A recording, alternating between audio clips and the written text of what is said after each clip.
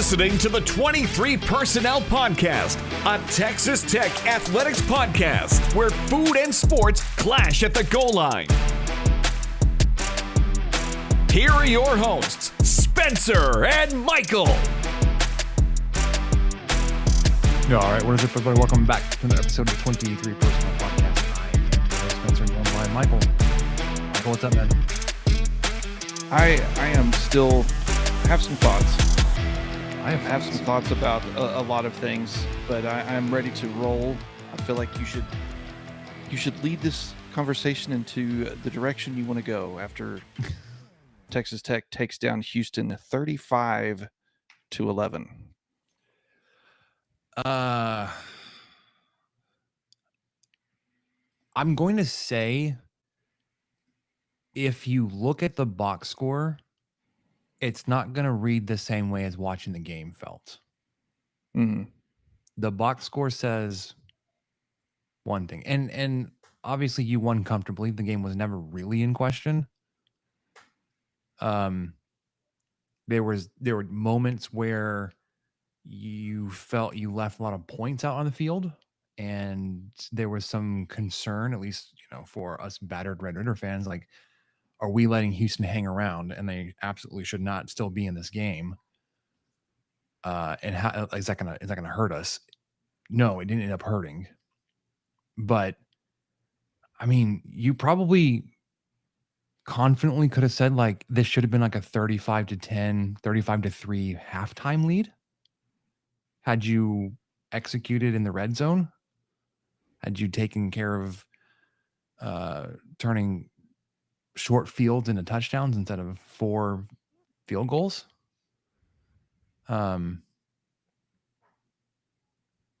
There was something amiss with Morton tonight. And I don't want to be like seeking after perfection, but like in a game where you win by 24 points and it never really felt like in question, like you can kind of zero in like, well, there were times when he wasn't all that sharp, and you definitely could have felt like you could have ended this game in the second quarter. But if you look at the in-game stats, 28 of 40 for 345 yards, a touchdown, no interceptions, completed 70% of his passes, like, what are you complaining about? Well, I mean, I guess we're picking nits here, but I just felt like that was not that. Those numbers don't translate to what I saw. So I guess we'll start there. What were some of your initial thoughts? Very similar, less focused directly on Morton, but more just on the team in general. Lots of points left on the board for the offense. 8 trips to the red zone, and you only scored 35 points out of it. That seems low. I'm with you on that. 3 touchdowns out of those 8 trips. I'm not even sure about that. I'm not sure if they were all red zone touchdowns or not. I haven't dug into the numbers, but a lot of field goals tonight. Where were we? 5 of 7. So Harrington missed a couple. I don't know what that means or if it means anything, but 7 field goal attempts is not great. That's not what you're looking for. I maybe I'm just a jerk, but I really didn't enjoy the 7-minute game-ending drive that ended up in a kneel. That was just handoff after handoff after handoff. Go score. Let's play some freaking football. I don't want to just half-ass it into the game. What are we doing? Is this someone's dad you're coaching against? Is this their last game that you're trying to honor them? No, Willie Fritz is a man. He can take an L. The whole city of Houston can take an L. I'm not sure why Texas Tech decided to just quit playing football for the last 7 minutes of the game, but that frustrated me. But defense was great. Houston had 1 third down on 12 attempts, one successful third down. I mean, got the interception that we were kind of talking about. I do think Weigman did have one last week that I missed when we were prepping last week. So it wasn't his first interception of the year, but it was his second. I did, you mentioned that we were getting a little bit. It was never in question. I didn't like the field goal off. To be up 9-0. I kind of felt like it might get in question if Houston was able to move the ball at all. Unfortunately for them, they were not. So it did kind of drift into, well, this is just an inevitability at this point. Texas Tech's going to win in some form or fashion. But when, they just say Chris on they're missing his hyphenated last name, Zion. I'm not intentionally not saying his full name. It's just in stat broadcast, it just says Zion Chris. But when he came in and on his first drive was showing some life for that offense, I got a little bit concerned, but Texas Tech's defense adjusted so fast, and that was it. He had one good drive basically, and no more, no mas. But that's kind of where I'm at. I'm on the same page as you. This is a great win. It's a road win. It's a road Big 12 win. Tech is 5-0 for the first time since 2013. They have a chance to do something they haven't done in a long time or ever. And, they won comfortably on the road. They were able to basically just run out the last 7 minutes. As much as I didn't like it, how they did it, they were able to do it, and they probably knew that they could do that. So it was a very dominating win despite the red zone woes and not getting into the end zone as much as we would like to see. Yeah, and I specifically to that end of game, I didn't realize we actually ran off the last half of the fourth quarter. When we took the ball over and we were running it, so I was like, I'm getting bored. Like, throw the ball. I was like, no, we're trying to eat up the clock here. And then, like, as we got closer to the 2-minute timeout, I was like, unless we break away and score on like a longer play, like, we're gonna get close and then we're gonna kneel at the clock. Watch. And that's exactly what happened. I was like, could feel it coming. I was like, no, just go in there and score. I wanted it. I wanted more points. Yeah. The Because 35. it's not like we'd been there very much. Show me you can score in the red zone. You haven't done it all night. Show me you can do it. Don't just keep handing it off and then kneel. You kneeled come on. That just frustrated me probably more than it ever should have. And I'm admitting it. I'm admitting I'm a little fired up about that, but it was just mind numbing to see that. We're playing 4 quarters, right? Game's still going, right? This isn't a shortened quarter, right? Let's try to score. Let's get into the end zone. You have not been successful getting into the end zone tonight. And again, like, if you look at the box score, Texas Tech was 7 of 8 of red zone trips, but they were field goals. Yes, they were 5 field goals. So like the conversion to points was great. The conversion to touchdowns was like abysmal. And like offense, I don't want to like lay this at the feet of Morton or any combination of his traits, his throwing or his feet or whatever you want to call it. I mean, there's a combination of things where like it's a 5-yard pass and he's throwing 100 miles an hour at them. Bailing on clean pockets. Like, he looked like not just unsettled and uneasy, but like it was that he was forcing things. So maybe like the Hammond stuff was getting to him, and like he felt like he had to go out there and prove something. But then he was overdoing it. If what I saw is like if that performance was because Morton thought he had to go out there and prove something that he has to create some space between he and Hammond, I would say like the performance tonight closed that gap. I think there was a lot of time you're like, well, it wouldn't hurt to put old Bill Hammond in the game right about now and see what he can do. See if he can close some of these drives out. So some of it was drops on the receiver. Like, yeah, maybe the ball was humming in there a little faster than it needed to be, but I mean, if it's hitting guys in the hands, it's hitting guys in the hands, and that's kind of what else can you do as a quarterback? So it's like I don't want to like again say all that's on Morton. Eye test says there was something weird about it tonight.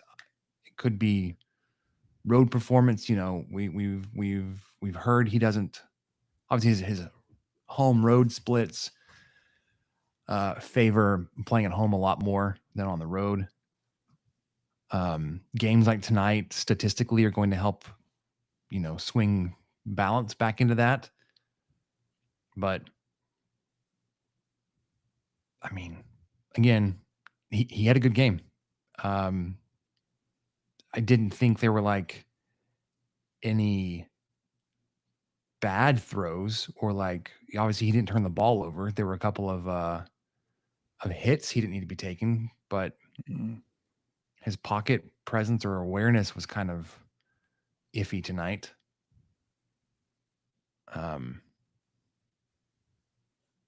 I don't know. Your ground game was pretty good. You ran it 50 times for 207 yards.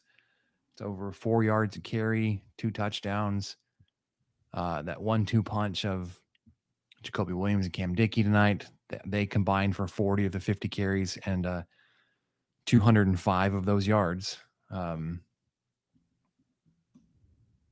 Hammond is he came in. Oh, he did. He came in for one play, ran the ball once, and then came right back out. And it's like, well, if you're going to telegraph it, like that's all Hammond's going to do when you put him in the game. Like it's going to be very clear what the defense needs to do then. So I was not able to listen to the middle 2 quarters of this game. Did something happen to Wegman that I just couldn't hear, or did like he just get replaced? No, I was at a friend's house, so I don't know exactly what happened, but he did get hurt. Okay, So he was taken out of the game. He'd gotten beat up, a couple of times. Nothing nefarious that I know of, but I do think it was an injury substitution. Yeah. Because on that note, let's talk about the defense. Both quarterbacks finished completing only 5 passes each. Zion Chris Gramillion was 5 of 13. Connor Wegman was 5 of 12. So they combined 10 of 25 for 164 yards, 1 touchdown, 2 interceptions, completing just 40% of their passes. Defense was in both of their faces all night. Again, stat broadcast must not keep up with this live. It only shows 2 quarterback hurries. It felt like they had a lot more presence in the backfield than just the 2. 6 tackles for loss and 2 sacks. There were a couple of plays where I don't know if it's just the path that Bailey took or what he was given. And I say that with a lot of benefit of doubt being given to Dalton Merriman, because I don't think he had much to say about what David Bailey was doing. He just did what he was going to do. And Merriman was just sinking out there. There were a couple times where Bailey was in the backfield and just the path he took, he overran the quarterback, and it sprung Zion a couple of times. Skylar Gill Howard, man, there was a play as Houston was driving in. This would have been on their first scoring drive before they kicked their first field goal. They showed an angle from the end zone, the opposite end zone, so looking into the back of the offensive line, where he had picked up the offensive lineman and turned him sideways in the air. He held this man horizontal to the ground. He's just something else. Did you miss his overturned thick 6? No, I saw it. I got frustrated that it got turned over. Like that man just lost a second touchdown. Well, it would have been a second touchdown. It would have been a second, yeah. Yeah. And that call on Roberts for that to take It that was away, weak. that was weak. I mean, they called it a face mask. He grazed the top of the chin strap that buttons to the top of the helmet. Grazed it, maybe, Yeah. and took I don't away a touchdown. Oh my gosh. like I could have maybe understood if they had like kind of defaulted to hands to the face, Hands to the face. Yeah, I would buy that easier. but a face mask where you're like, well, he touched his helmet, sure, but he didn't like grab the face mask and turn. Mm-mm. That's pretty much like the standard you're looking for there. Um, man, this defense, uh, we had known the Houston pass block was not great. Their running game was effective, borderline efficient, but not explosive. And if they were going to stay in the game, they needed the ball. They need to be able to move the ball on the ground and then hit you through the air on a couple of chunk plays. They did that early, and that's what kind of kept them in it. They finished with 103 rushing yards on 30 carries, so they finished the night with 3.5 yards a carry. 164 yards through the air on 10 catches, 81 yards after catch. They were eating you up there. You had a long touchdown to Amari Thomas where Brennan Jordan dove at his feet at a weird time. I don't know. I don't remember what he was doing. And he broke that one off. He was their leading receiver, 2 catches for 70 yards. You were kind of worried about their tight end. He finished 2 catches for 10 yards. Steven Johnson, 2 catches, 26 yards. Snead, their running back, 2 catches, 6 yards. Young had 1 catch for 43. Connors had 1 catch for 9. Here's a fun stat. I think I'm correct on this. I'm trying to figure this out. So 103 minus 59 is 44. 30 minus 7 is 23. So 23. Nope. 44 divided by 23. So if you take out the backup quarterback's rushes, because he did gash you a couple of times, he had 7 rushing attempts for 59 yards. So that's an 8.4 average. So the 3.4 average that Spencer just mentioned earlier on their rushing, if you take those out, which you can't, but I'm going to, Texas Tech allowed 1.9 yards per carry. As long as those carries weren't from the mobile quarterback that came in at the end. Chris Gamillion? I promise I'm not doing this on purpose. Stat broadcast just says Chris. I think it was GRE million. Gramillion. I don't know. I didn't hear him pronounce it. Zion, though. I love that name. Zion, yeah. That's so easy. So, It's what is that? It's Leon, but with a Z. Oh, simple. yeah. That tells me that this game against Kansas is going to make me uncomfortable. Maybe so. Yeah. Chris Still Gramillion. Yep, you were right. Still having troubles defending a mobile quarterback, and then just the way the Kansas offense and their misdirection, their eye candy, they run a triple option one direction and then flip around and throw a tight end screen on the other side of the field. Like, how do you defend against that? Either you leave a linebacker out to protect, to cover a potential tight end leak route coming out of the backside, and then you've got Daniels and is Daniels? Am I just their quarterback and their running back? Just that could be interesting this week. Right. Jalen Daniels. Yeah, okay. Yeah. They won tonight, by the way. They beat UCF 27-20.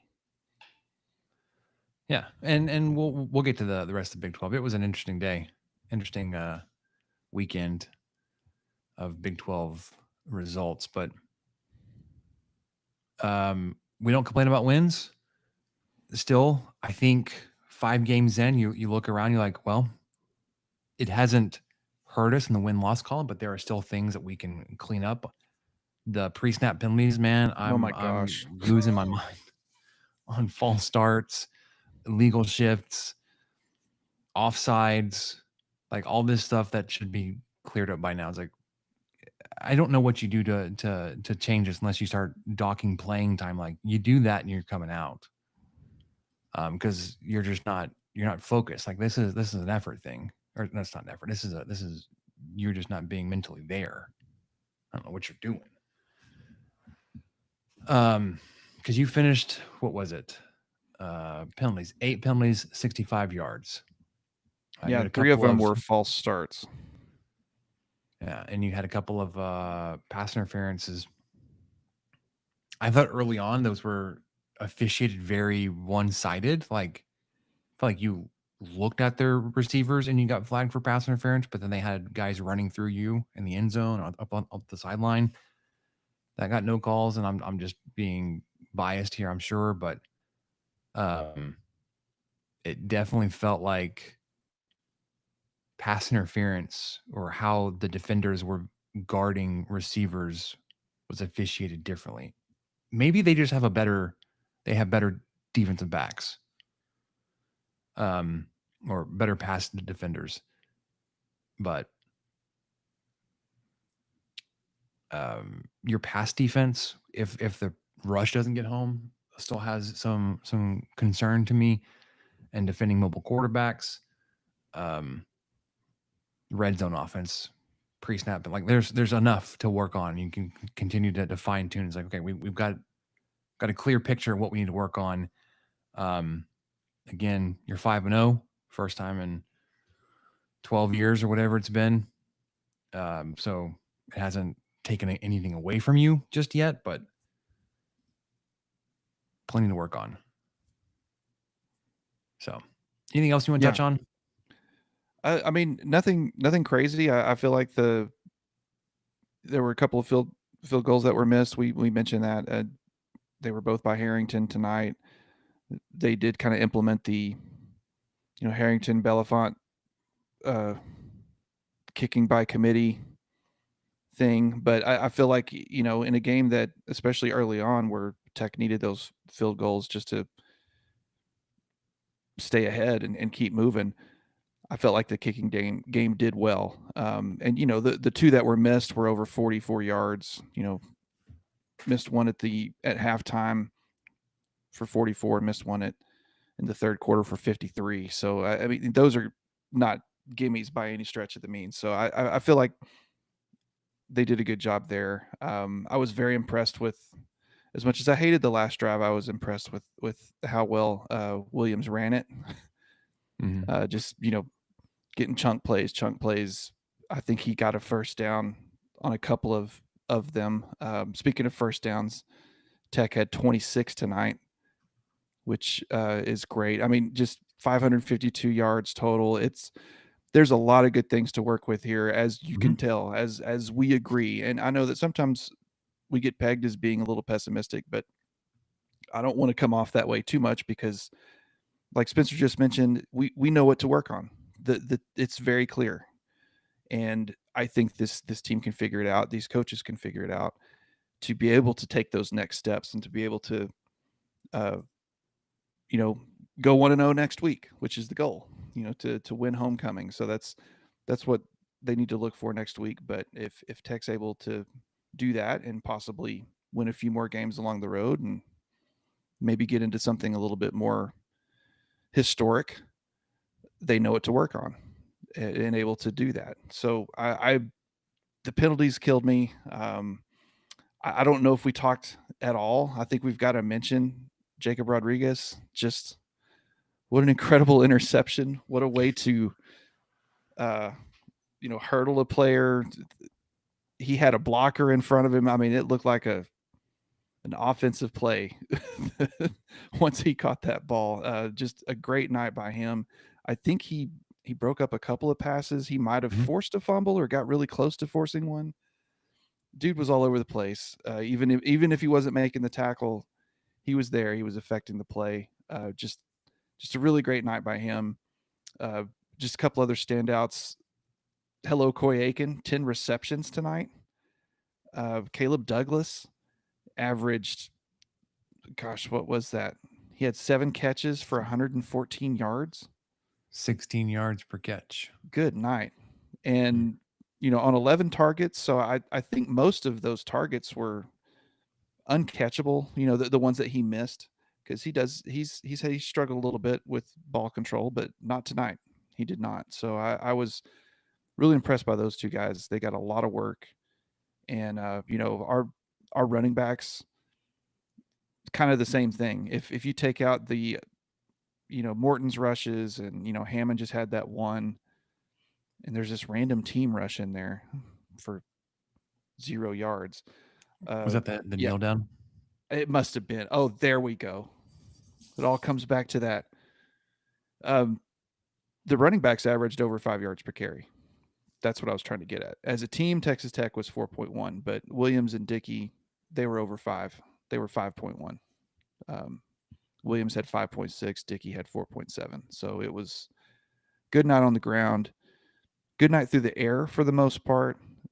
Just some stuff to clean up, some stuff to focus on, to try to take the next step, and keep winning conference games. That's the goal here.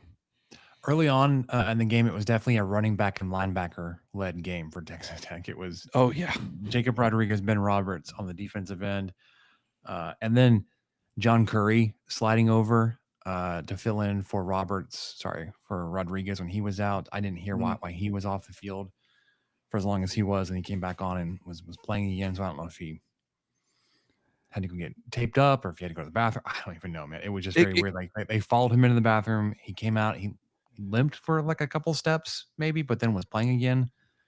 They said while he was out, we drove home from that party I was at, so I was listening to the broadcast, and they said that he was in the locker room on the bicycle. So possibly working out some cramps or maybe tweaked an ankle or something, but that was as much as I heard. I'm sure there may have been more shared somewhere else, but hopefully it wasn't that serious, especially since he came back. Yeah. Dickey and Williams combined for 3 catches. Obviously, Dickey's touchdown, when he broke it for 69 yards. Early on, it was, again, felt like the running backs were keeping you into the game. Yeah, that was what was working in the offense early on, was getting the ball to the running backs. Definitely held my breath when I saw Jacoby Williams go down.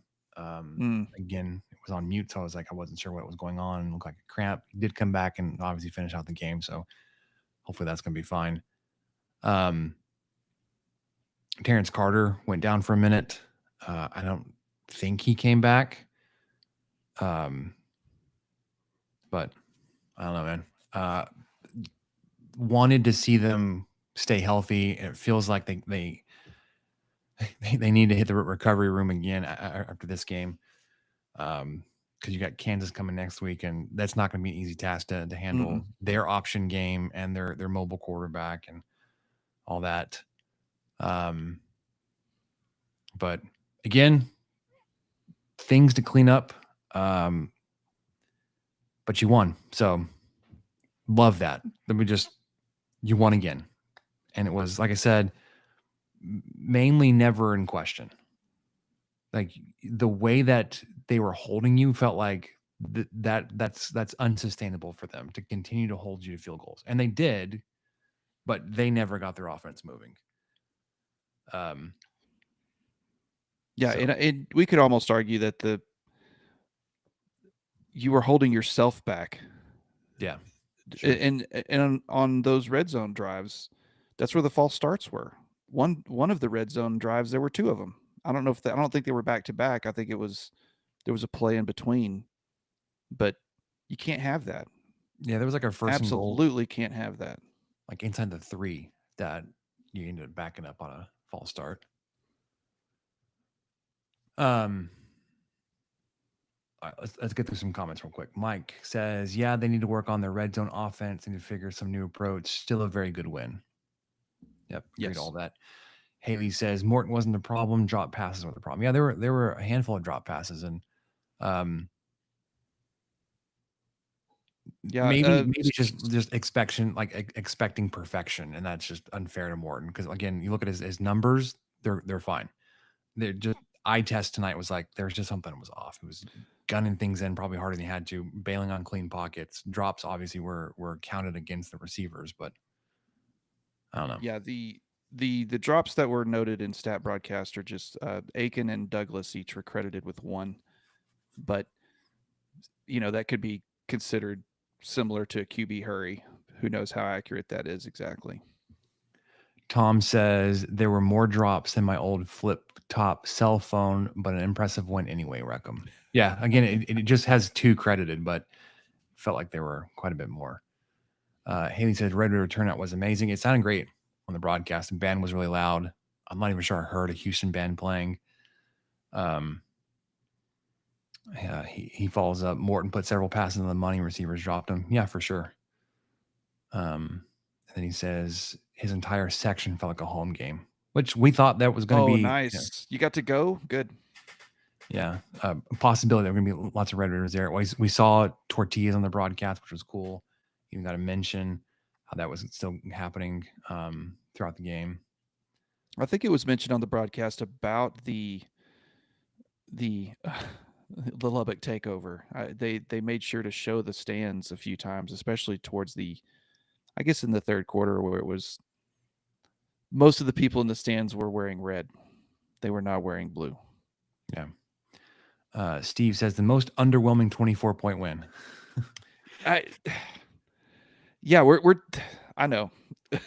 We're trying not to be broken records here, but that's kind of how we're feeling right now. But hey, yes, it's a win. Okay. And it was pretty dominating still. Yeah, no, like I said, it was close there, and like the battered Red Raider fans and us felt like after half when you didn't convert and Houston started to drive on, you're like, oh my gosh, we let them hang around too long. Here they come. Here comes the backup quarterback that's gonna rush for 3 touchdowns on us or something. Yeah, and it's gonna be like back and forth game, and it really shouldn't be, and it never was. Nope. Defense said no. This is not going to happen. All right, let's look around the rest of the Big 12. Let's start with last night. BYU takes down West Virginia at home, 38-24. It was 28-10 at the half. That number feels close, and like the game never really felt close. I watched most of that game. It was getting out of hand for West Virginia, and 24 points feels like a lot for them to have put up on BYU because they, like I said, this was not a close game. Kansas wins on the road at UCF 27-20. So maybe UCF's coming down a little bit. They did not score in the second half. Kansas put up all 27 of their points in the second and third quarter. Daniels had himself a pretty good night. 18 of 26 for 235 yards. Yeah. Arizona took it to Oklahoma State. Not unsurprising there, 41-13. Did you see any of this Baylor-Kansas State game, or at least the end of it?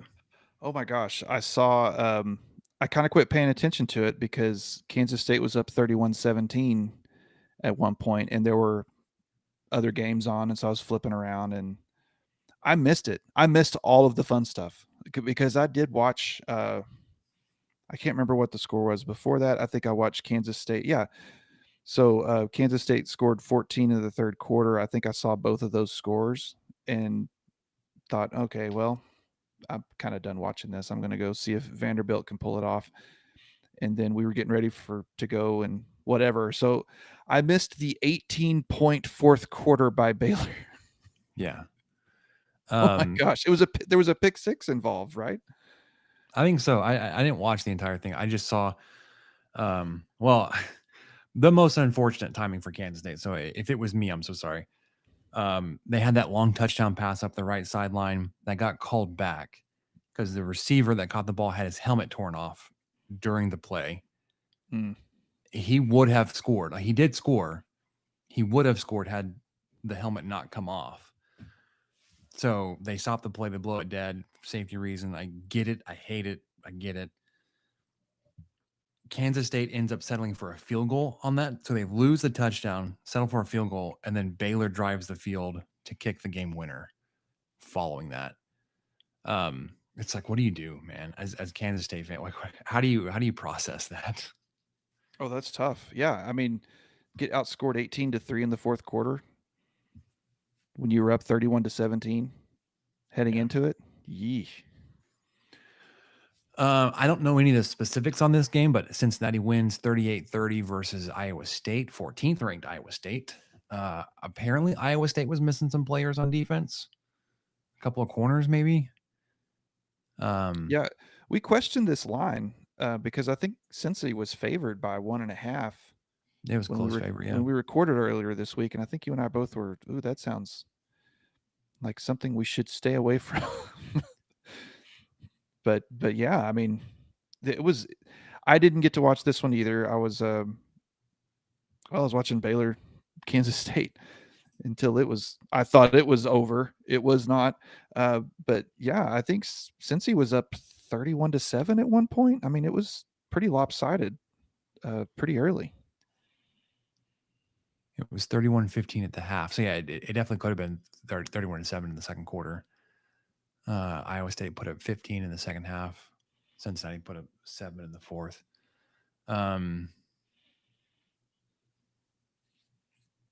Texas Tech game obviously on the list here, and then Colorado loses by 14, 2 scores to TCU in Fort Worth. Or the other way to say that, TCU wins by 2 scores at home versus Colorado. Don't want to take that away from TCU. I have not seen the game. I don't know if like Colorado gave this one away or if it was whatever. They but did. TCU put up 21 in the fourth quarter. Yeah, TCU outscored them 21-7 in the fourth quarter. It was tied at 14 heading into the fourth. And TCU scored the last 2. So it was 21 all with about 6 minutes left until TCU scored on a touchdown. And then they scored again with 19 seconds left. I saw that go final right as we were talking about 10 minutes ago. So, yeah, TCU's looking they're a tough team. Definitely. But yeah, I was most impressed and most surprised by Cincinnati's win today, I think. And the way Baylor won. I that game felt like a toss-up to me, Baylor, Kansas State, but the way Baylor won really surprised me, almost shocked me, especially in what had to have been an empty stadium.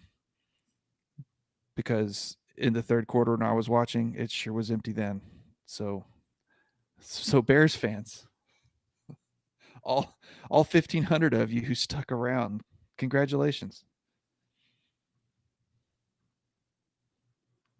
The Waco Bears. Waco Bears. Resilience from that team. I don't want to give credit to the fans. Nah. Anything. No, they did nothing. They actually made it. I don't know. Maybe it's better when they're not there. Maybe they give off weird vibes. And the guys are like, oh, finally, we can think. We don't have all these people doing weird things around us. These weirdos here. Yeah. All right, one more comment. I want to get your thought here. The question: are the soothsayers seeing Tech with the top 10 AP? We got losses from Penn State and the T-SIPs. So looking around at least. Number 1, Ohio State won. They won big. Oregon was off this week. Number 3, Miami took down Florida State by a score.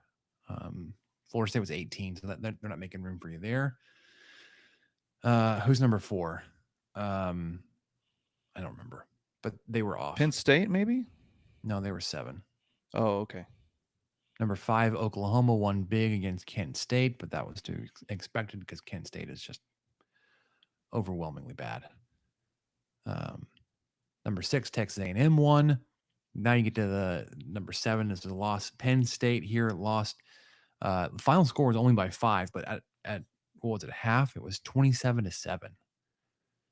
Penn State put up 30 second half points to make it close, but UCLA just kind of held them out to the Heisman stiff arm, keep them out of arm's reach.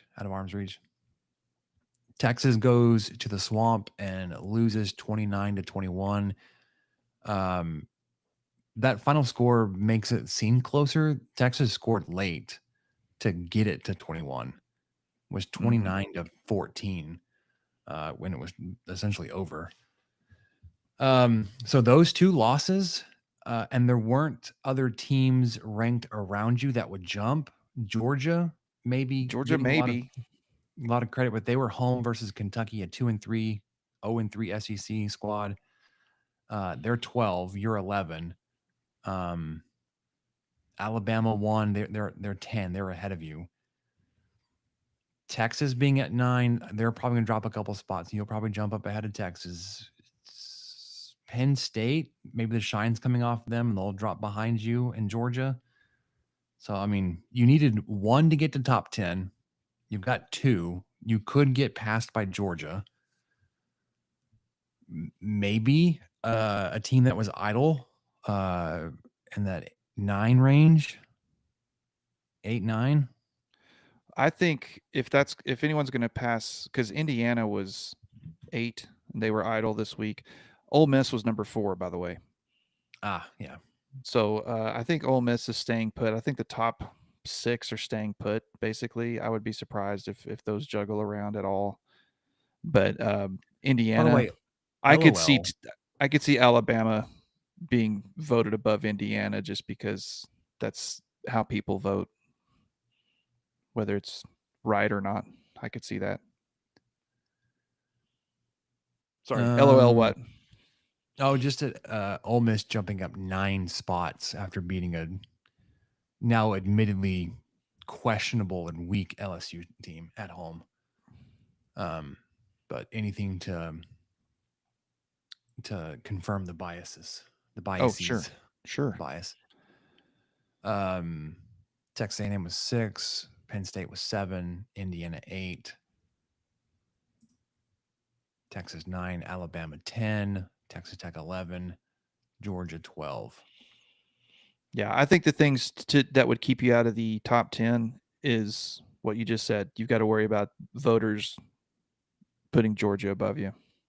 I think that's pretty much the crux of it. I think 10, 11, and 12 will move up 2 spots in my brain.